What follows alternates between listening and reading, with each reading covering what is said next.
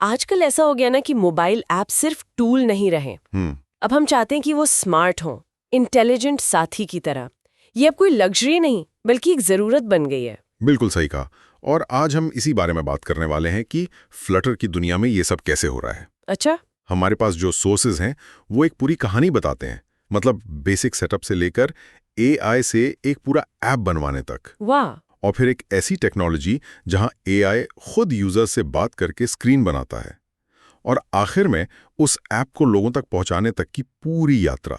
तो चलिए फिर शुरू करते हैं और इसकी गहराई में उतरते हैं कि जीरो से एक modern AI powered Flutter app बनाने में असल में लगता क्या क्या है। ठीक है, तो किसी भी बड़ी चीज को बनाने से पहले औजारों का सही होना बहुत जरूरी है। तो शुरुआत सेटअप से करते हैं। ये सुनने में आसान लगता है कि बस एंड्रॉइड स्टूडियो डाउनलोड कर लो, पर एक सोर्स में उन लोगों के लिए खास टिप है जिनके पुराने इंस्टॉलेशन में समस्या आ रही है। हाँ, और ये टिप अक्सर लोग नजरअंदाज कर देते हैं। सोर्स कहता है कि सिर्फ प्रोग्राम को अनइंस्टॉल ना करें, तो एक क्लीन अनइंस्टॉल करें, गीक जैसे किसी सॉफ्टवेयर से। मतलब ये कि सिस्टम से जुड़ी हर एक पुरानी फाइल, हर कैश, सब कुछ हट जाएगा। अच्छा। हाँ। ताकि बिल्कुल साफ शुरुआत हो। एग्जैक्टली। हाँ। और दूसरी जरूरी बात, सिस्टम रिक्वायरमेंट्स। वो जो 4GB डिस्क पे लिखा होता है ना, हाँ हाँ। सोर्स कहता है इसके झांसे में बिल्कुल नहीं आना। कम से कम 25 GB खाली जगह चाहिए, क्योंकि SDKs, एम्यूलेटर्स और खासकर ग्रेडल की फाइलें बहुत ज्यादा जगह लेती हैं। ये तो बहुत प्रैक्टिकल सलाह है, लेकिन सिर्फ एंड्रॉइड स्टूडियो से तो काम नहीं चलेगा, है ना? सोर्स में जावा JDK और फ्लटर SDK का भी जिक्र है। ये JDK इतना जरूरी क्यों है? देखिए, अगर आप सिर्फ नेटिव एंड्रॉइड ऐप बना रहे हैं तो शायद जरूरत ना पड़े। लेकिन जैसे ही आप फ्लटर या रिएक्ट नेटिव पर आते हैं तो JDK के बिना काम नहीं चलेगा। अच्छा। ये एक तरह से उस पुल की तरह है जो आपके फ्लटर कोड को नेटिव एंड्रॉइड मशीनरी से बात करने में मदद करता है। तो एक बार जब हमारी ये मजबूत नींव तैयार हो जाती है, तब आता है मजेदार हिस्सा, ऐप बनाना। सही। हमारे एक सोर्स में AI की मदद से स्पिन टू अर्न नाम का एक ऐप बनाने का पूरा जिक्र है। ये कॉन्सेप्ट तो काफी जाना पहचाना लगता है। हाँ, कॉन्सेप्ट तो वही क्लासिक है। 4 स्क्रीन्स हैं, लॉगिन, एक होम स्क्रीन जहां व्हील स्पिन होता है, वॉलेट और प्रोफाइल। और लॉजिक भी सीधा है। आप स्पिन करते हैं, पॉइंट्स कमाते हैं। 1000 पॉइंट्स का ₹1, हर स्पिन के बाद एक विज्ञापन। अच्छा। और रोज की स्पिन की एक लिमिट होती है।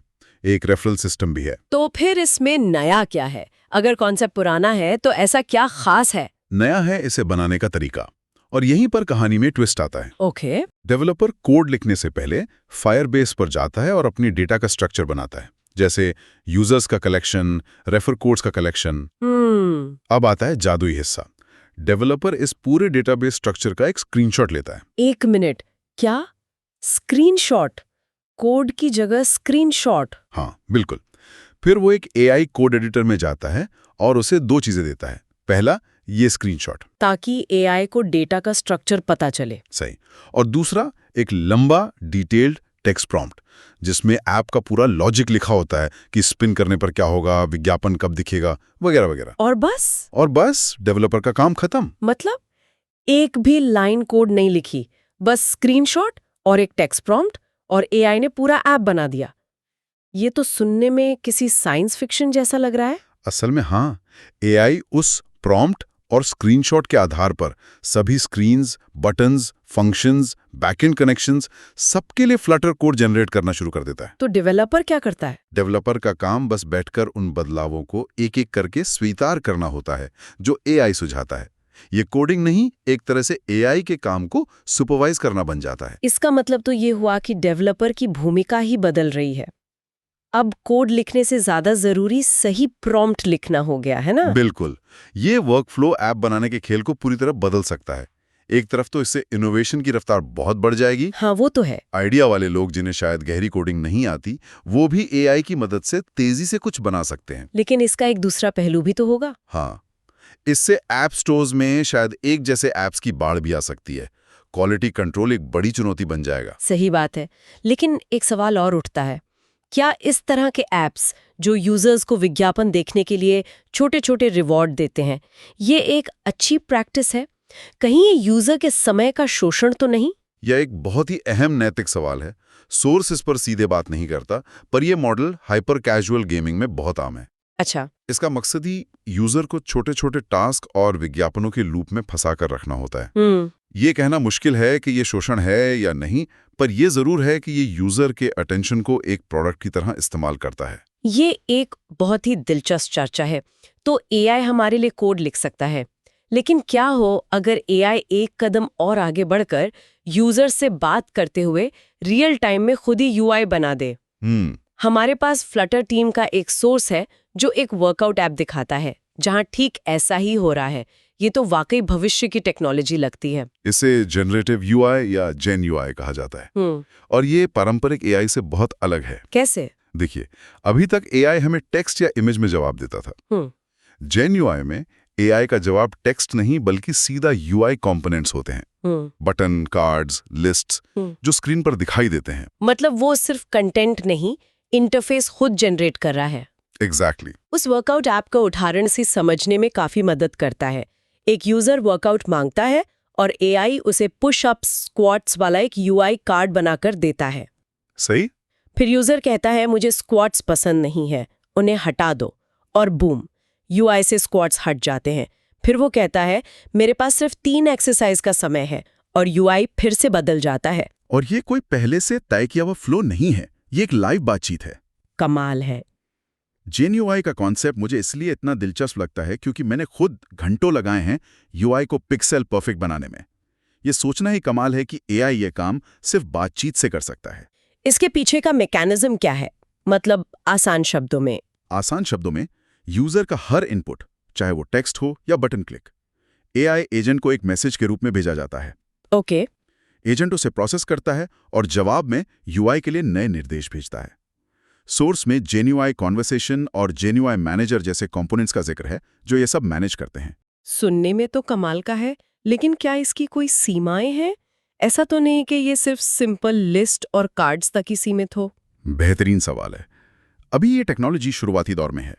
ये लिस्ट, कार्ड्स जैसे स्ट्रक्चर्ड यूआई के लिए बहुत अच्छा काम करती है। लेकिन अगर आप कोई बहुत ही कॉम्प्लेक्स कस्टम डिजाइन वाला इंटरफेस सोच रहे हैं, जैसे कोई वीडियो गेम का यूआई, तो वहां शायद यह भी उतना कारगर ना हो। ठीक है। एक और सवाल, ऐप बटन क्लिक जैसे एक्शन को कैसे हैंडल करता है? जैसे यूआई में एक बटन है, 5 पुशअप्स पूरे हुए। जब यूजर उस पर क्लिक करता है तो ये जानकारी एआई तक कैसे पहुंचती है? इसका तरीका भी बहुत स्मार्ट है।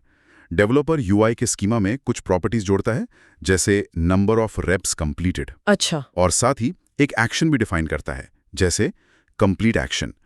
जब यूजर बटन पर क्लिक करता है तो ऐप उस इवेंट से जुड़ा कॉन्टेक्स्ट, जैसे कितने रेप्स हुए, एजेंट को वापस भेजता है।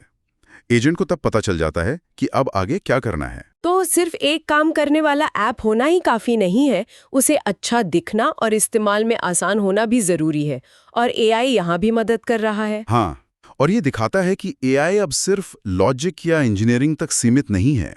वर्कआउट ऐप के क्रिएटर ने अपने ऐप का स्क्रीनशॉट स्टिच नाम के एक एआई को दिया और उससे डिजाइन आइडियाज मांगे। अच्छा। इसी तरह स्पिन टू अर्न ऐप के क्रिएटर ने यूआई में आ रही समस्याओं को ठीक करने के लिए एआई से मदद ली। मतलब जो डेवलपर्स खुद डिजाइनर नहीं है, उनके लिए ये बहुत काम की चीज है। बिल्कुल। वे एक बेसिक ऐप बना सकते हैं और फिर एआई की मदद से उसे आकर्षक बना सकते हैं। एआई एक तरह से उनका पर्सनल डिजाइन कंसल्टेंट बन जाता है। ठीक है, तो ऐप बन गया, दिखने में भी अच्छा हो गया। अब आखिरी और सबसे मुश्किल पड़ाव, उसे लोगों तक पहुंचाना। स्पिन टू अर्न वाले सोर्स में इसे पब्लिश करने का एक विस्तृत गाइड है। हाँ, और उसमें कुछ बहुत काम के स्टेप्स हैं। पहला, हमेशा डीबग एपीके के बजाय एक रिलीज एपीके बनाएं, जो साइज में छोटा होता है। सही। और इसमें एक प्रो टिप भी है। ऐप का साइज और कम करने के लिए अलग अलग सीपीयू आर्किटेक्चर के लिए अलग अलग छोटे एपीके बनाए जाएं। और पब्लिशिंग के लिए सोर्स गूगल प्ले स्टोर की जगह Amazon ऐप स्टोर का सुझाव क्यों देता है? इसकी एक खास वजह है। गूगल प्ले स्टोर पर अकाउंट बनाने के लिए एक बार की फीस देनी पड़ती है। Amazon ऐप स्टोर मुफ्त है। अच्छा, तो नए डेवलपर्स के लिए अच्छा है। हाँ, और कमाई के लिए जब आप ऐप को गूगल एडमॉब से जोड़ते हैं तो उनकी एक पॉलिसी है कि आपका ऐप किसी न किसी स्टोर पर लाइव होना चाहिए। Amazon ऐप स्टोर पर पब्लिश करने से ये जरूरत पूरी हो जाती है। तो इस पूरी चर्चा का निचोड़ क्या है? हमने एक डेवलपर की पूरी यात्रा देखी, टूल्स चुनने से लेकर एआई से ऐप बनवाने तक, फिर जनरेटिव यूआई तक और अंत में उसे पब्लिश करने तक। मेरे हिसाब से सबसे बड़ी बात यह है कि एआई अब सिर्फ ऐप के अंदर का एक फीचर नहीं रहा। ये ऐप बनाने की प्रक्रिया के हर चरण में एक को पायलट बनता जा रहा है। लॉजिक बनाने से लेकर यूआई जनरेट करने, डिजाइन को सुधारने, एआई हर जगह मौजूद है।